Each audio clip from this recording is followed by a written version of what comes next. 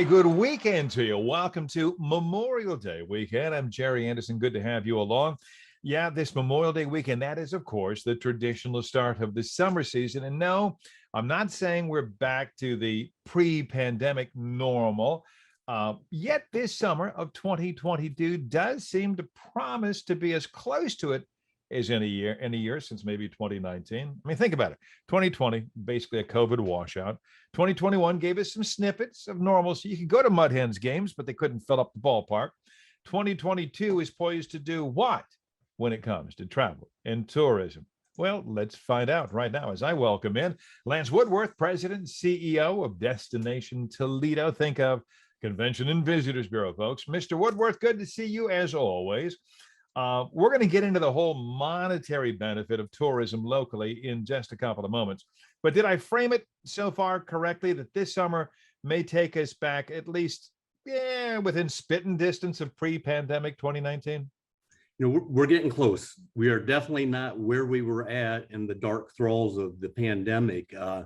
AAA recently just released their forecast for Memorial Day weekend. 39.2 million people are going to hit the highways or the flyways. That's an 8.3% increase over last year and just over 8% below what we saw in 2019, which was a record travel year. So we are getting close. It's going to be a great busy weekend. Okay, we're not going to get to 2019, but folks, it was a record, so the bar was set high, and we're getting closer and closer to it. In the meantime, how big a hit, Lance, did the local tourism scene take over the past couple of years? Travel and tourism was hit hard. We were one of the first industries to feel the impacts, and we'll be the last to recover. I know unemployment still sits at 29.7% unemployment for leisure hospitality in Lucas County, compared to 4.1% overall. So, we're understaffed, but we're providing service. It did take a hit. We were about 20% down over normally what we see in visitor spending during that pandemic stage. And that is important because if it's both direct and ripple effects. I mean, I read somewhere, you probably have new figures, some 23,000 jobs locally tied to tourism, maybe 2.5 billion, that's with the B's, in sales to businesses. Yeah, in a normal year, in a given year, we attract 14.5 million visitors to Lucas County. They drive over $2 billion in business sales, support 23,000 jobs, and generate $142 million in state and local taxes. And those are taxes that are used to improve the infrastructure for everyone that lives here, better quality life for all of us. That's an interesting point, the whole tax thing. I'm thinking of private businesses, and certainly they take a hit there. But yeah, those tax dollars, they go someplace. And if you don't have them to spend, you can't spend them. Interesting stuff. Mm-hmm. A little later on, we're going to explore the local workforce situation with a contact we have over at the Chamber of Commerce. And you said something earlier, was it 29.7% unemployment in the hospitality industry? What are you hearing from people that you work with and that you help market about their ability to find and to train and to hire workers? It's tough. It is tough. A lot of the workforce has left this industry. So the ones that are left behind are taking more on their shoulders. And that's why as we travel this Memorial Day, be patient. The partners are busy because they're seeing, that revenge travel taking place. The leisure travelers, they're out and running rampant, but the partners are understaffed. So you see adjusted hours, you see not as many people, waiting tables or tending bar or providing the services. But we're doing the best we can. Is the feeling those folks are out and won't come back? And is there any hope of replacing them with other workers?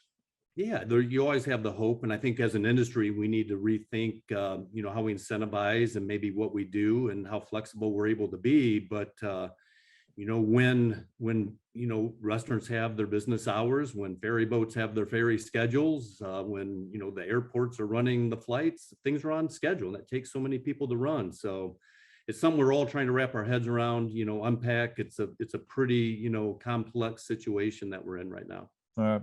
What was that phrase you had a little while ago? Revenge travel? What is that? Revenge travel, and I'd heard that along the way somewhere, but when you think of that pent-up travel demand that we've all had Nothing's going to keep us from getting out there. I mean, it's the inflation's hitting us all. It's costing us twice as much to put gas in the fuel tank. But you know what? We are going to get out and we're going to travel and we're going to make the best of this summer and have a blast. This is what I'm hearing from people, that $4.50 gasoline doesn't seem to be dissuading people. I mean, come heck or high water, they're apparently going to get behind the wheel and hit the road. Well, promising data came out of Longwoods International, which is a survey of American travelers. 89% of American travelers plan to travel in the next 6 months. Only 6% have canceled their trips due to high gas. Now, they may be changing. They're not going to eat out at the most fanciest place, or, they're going to alter what they do, but they're traveling. All right.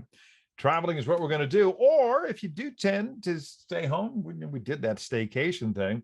So get out and travel, folks. But when you are home, you got to hear what's ahead coming up this summer. And you will when we return on Leading Edge. He's Lance Woodworth.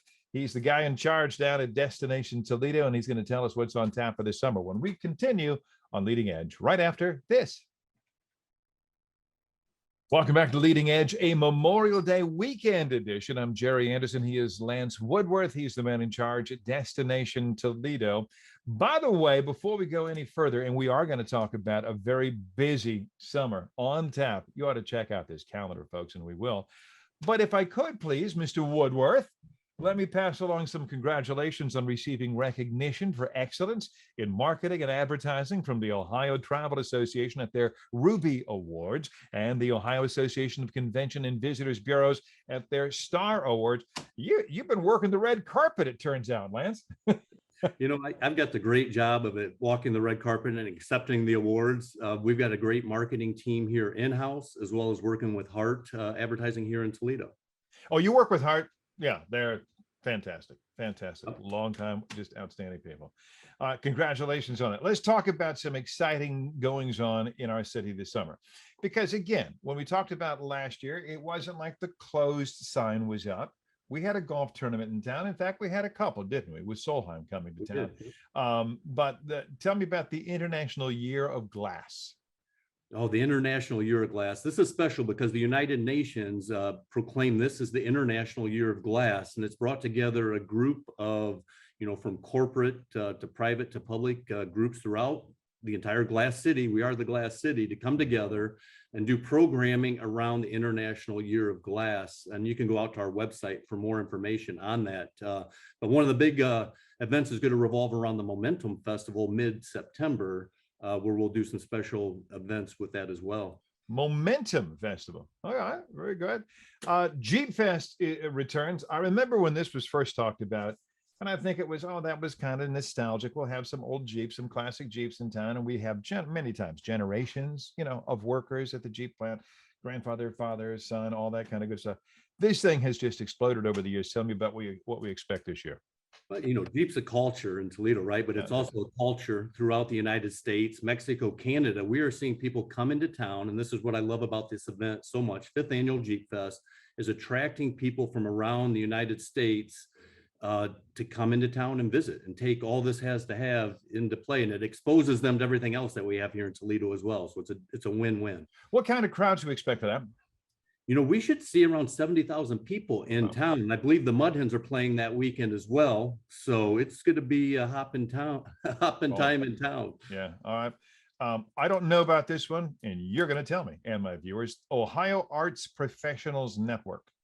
So this is a conference that is coming to town. It hasn't been in town before, and they're coming in and bringing the Ohio Arts Professional Network, a group of arts professionals, to hold their conference downtown Toledo, which is one of the important things that we are trying to do, is bring these conferences and conventions back. So we're really excited to have them in this fall.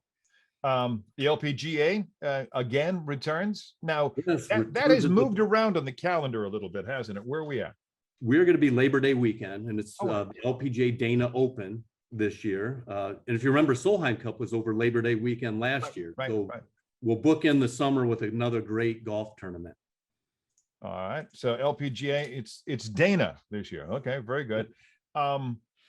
Also, concerts down on the riverfront, concerts elsewhere, concerts, ball games. It's full tilt boogie. And this time, You can buy tickets sitting next to other people, right? Right. Yeah. Pack it up. We've got some great concerts, and whether you're on the riverfront, at the zoo, Centennial Terrace, Huntington Center, all kinds of things going on. I'm supposed to be seeing the Doobie Brothers with Michael McDonald at the Zoo Amphitheater. The tickets were originally 2020. No. 2021. No. So I think I think we're going to get there this summer. That's my generation, Lance. Okay. It's happening. Count on it. Hey, also on tap, we just got a couple minutes here. I want to get this in because the much anticipated opening of the convention center's ballroom is going to take place sometime coming up. And by the way, folks, I know we all got used to saying the Seagate Center, the Seagate Convention Center for all those years. It's now the Glass City Center. But talk to me about both when that the ballroom opens and why that is so important from the point of view of the field in which you work. So the rebranded the Glass City Center now, an additional 16,000 square foot ballroom has been constructed. And it has a deck that overlooks into Fifth Third Field. So it's just a beautiful space. You pair that along with a 75,000 square foot reimagined exhibit space within Glass City Center, the former Seagate Center now. This, for the first time in a long time, puts Toledo as in the consideration set for these groups, these conferences, these conventions, to bring their large groups to town. So it'll be a game changer. Wow. And we're going to cut the ribbon on that again. When? August 25th. August 25. All right, very good. Do more people drive or fly when Toledo is their destination? We are within a day's drive of 65% of the U.S. population. We're primarily a drive-to destination, which sets us up perfectly for these smaller regional road trips this summer as well. All right. So much going on. I feel like we've scratched the surface, but best place for people to check out everything that is happening here in Toledo this summer. Head to our website, visittoledo.org. Visittoledo.org, folks. If you're lucky enough to live here, so you don't have to visit, you're already here. So much going on. Get out and be part of it. Lance Woodworth, thanks for it. It's been a haul the past couple of years, but we've made it through, bud. We made it through. Good things ahead. Yeah, good things ahead this summer. Going to be exciting. Get out and enjoy it. And when we come back on Leading Edge, we're going to talk about attracting and then retaining the best and the brightest for our local workforce next on Leading Edge. Hey, welcome back to Leading Edge. I'm Jerry Anderson. I am looking at a crazy busy calendar of events in the Toledo area, and something just jumped out at me that said, hey, you got to get these people on. This first week of June sees the summer kickoff party for the organization called Epic Toledo. Epic, Engaging People, Inspiring Change, is a program of the Toledo Regional Chamber of Commerce. And Sarah Swisher is the Vice President of Talent and Workforce for the Chamber, was hired to direct Epic back in, I think, 2013. The program itself came into reality like 2007. If my math is right, you guys are looking at a 15-year anniversary this year. We are, Jerry, you're right. Hey, Sarah Swisher, welcome in. It's good to have you. I look at your organization and I say, this is all about workforce, attracting it to our town, retaining it if it's here.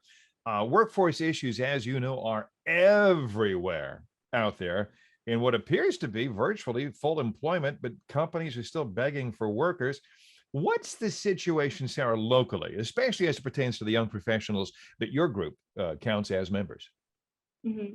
Absolutely. Well, Epic really is about retaining talent. So we work with companies and we work with individuals to really ensure that we can keep emerging talent and that here in the Toledo region. So we provide opportunities to connect and network together, opportunities for professional and leadership development to really develop them and to be able to grow within the companies and within business leadership within the community, as well as getting them connected to serving nonprofits and hopefully eventually board leadership, where they can really make a difference within our community. Going a lot of different directions, business-wise, community-wise. Epic is said to be the largest young professional organization in the Toledo region. I'm reading like over 2,000 members. And I'm thinking to myself, to be honest, because I have, well, my daughters are now in their 30s, but I'm looking at young people, I'm thinking, aren't they likely drawn to, I don't know, Boston, Atlanta, Chicago, Austin, that's a hot one. And in Ohio, even Columbus, where both my daughters now reside. On the recruiting side of things, what is the key to getting those talented folks here? I think a lot is trying to just show the Toledo story, trying to show lifestyle, vibe, economy. Obviously, a job is going to drive some of where, an individual is going to land. So we need to make sure that we have like a diverse business community here where individuals can see themselves and then growth opportunities. But alongside of that, we really want to show off the lifestyle. We're hearing that the metro parks and what they're doing along the river are bringing in new talent or boomerang talent, the talent that was here, went away, and then is boomeranging back to the region. The art community that we have here, there's just a lot of assets, and we really need to be able to tell that story. Is your Summer in the City program part of that? Explain that to me if you can. Absolutely. So back in 2015, we were hearing from companies that they were bringing interns in from universities across the country, and that at the end of the summer, when they either offered them a position or offered them to come back and really groom them as an intern and then employee, they just were saying, I don't know that I'm ready to settle down here in the Toledo region. So we partnered with these companies, and now we take the interns around for about 2 months. We show them places they could live, what their life is going to be like, how they're going to spend their free time. So while the companies are selling them on their day-to-day career, we're selling them on the community. And at the end of the summer, we're measuring perceptions, and they're saying, yes, Toledo is a place I want to be. Toledo is a place I want to start my career and my life. And then that's on attracting people to recruiting people here. And then whether people come here from elsewhere or we're homegrown, we got a lot of talented people who are just homegrown right here. Well, we came from Bowling Green, right? So you're good, yes. What is the key then to, because talented people are going to get they're going to draw the interest from other people out there, So what is the key then to retention? You talked about the attraction and showing them. These people I'm talking about already know the good stuff. How do you keep them there? Well, some of what we're finding out is that individuals who have grown up here aren't necessarily making the connection about potential jobs that they want and the companies that are here. They know about Libby, they know about Owens Corning, they know about OI or the Andersons, but they're not really informed on what kind of jobs they could have there that go along with their interests or their skill sets.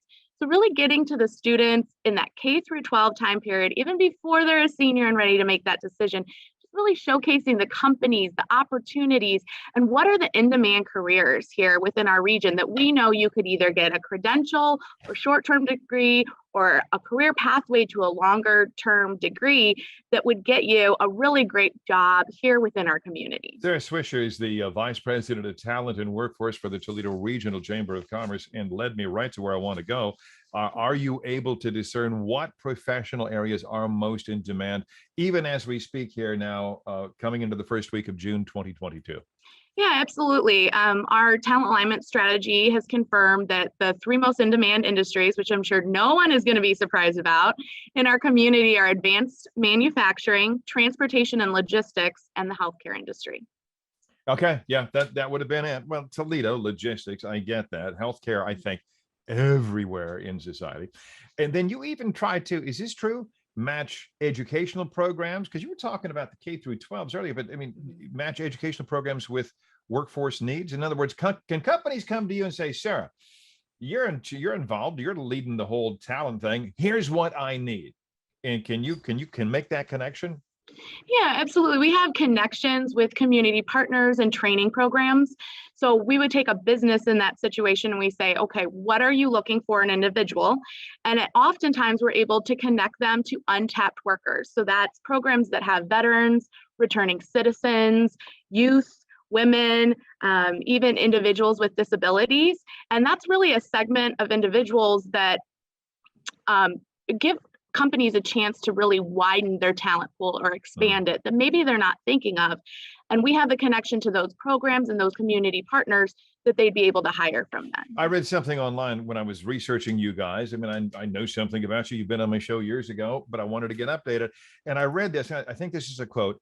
A region influenced by diverse talent is a region that can attract and retain it. Now, the premise of that sentence, a region influenced by diverse talent. I got to thinking that to be influenced by diverse talent, you have to listen. You have to welcome ideas, even if they come from that young guy just graduated college last year. I've been in the chamber for 50 years. You got to be open to new ideas. Oh, absolutely. I think, it's kind of a progress, right? So the more seasoned leaders, right, need to be open to new ideas and really how can they reach down and bring up that next level of leadership. And then also there's that peer-to-peer. So if I'm new, looking into Toledo community and I'm saying I'm interested in moving there, who am I seeing back? Am I seeing peers that are leading, or am I seeing a lot of people that maybe I just can't connect to? And it seems to be a community that doesn't reflect me and my values and where I am. All right. It's interesting stuff and so important to the vitality of a community, for the business community, certainly, but the community at large, and charities and just being involved.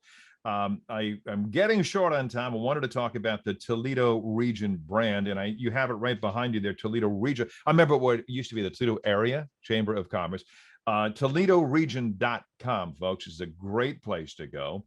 And I also want to get you to your summer kickoff party. It's summertime. Epic's having their party. It's Friday. It's June 3rd, 6 to 10 p.m. down at the Imagination Stations. You have one of my favorite DJs lined up for this thing. I think food and beverage as well, right down on the riverfront, right? Yes, absolutely. It's going to be a lovely evening. We'll be able to see the sunset, have some great tunes from DJ Frankie J. Very good. Can people still get involved? If so, how? Real quick. Absolutely. Visit epictoledo.com and you can purchase tickets there, and also purchase them at the door if your evening opens up and you want to join us. EpicToledo.com. She's Sarah Swisher. She is Vice President of Talent and Workforce for the Chamber. Congratulations on what you do, because that is, we need that element in our community. And folks, we have that element and are continuing to grow it. Thanks for the effort of the Chamber and Ms. Swisher. Thank you for having me. You betcha, anytime. And I'll be right back right here on Leading Edge. Hey, have a great rest of your Memorial Day weekend and a super week ahead. See you next week on Leading Edge.